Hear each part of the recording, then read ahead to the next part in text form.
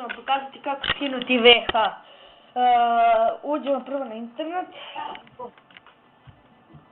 Reci, ako hoćeš, linkovi će vam biti od toga svega što vam je potrebno, će vam biti u opisu videa. Ukucate PSJVH,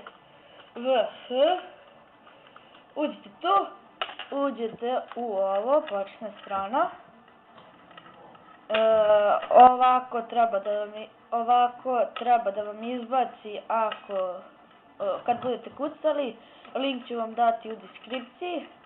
Vidite ovako, idete skroz dole,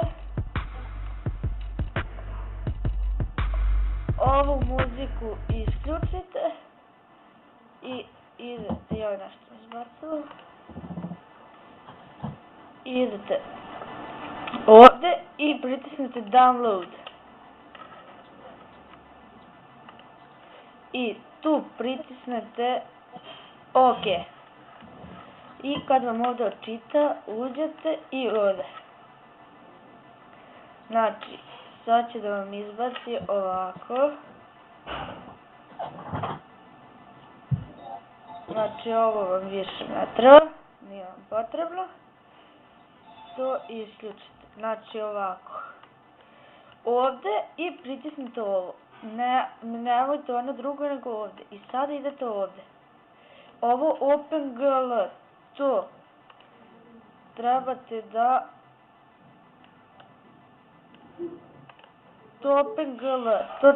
da stavite na početnu stranu,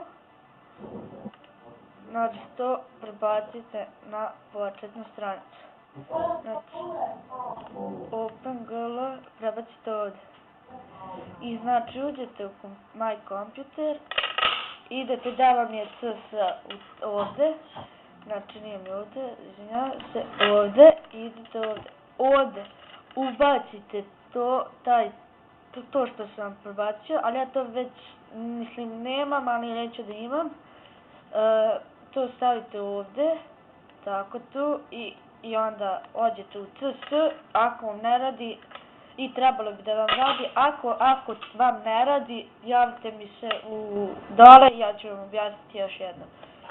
Hvala, doviđenja.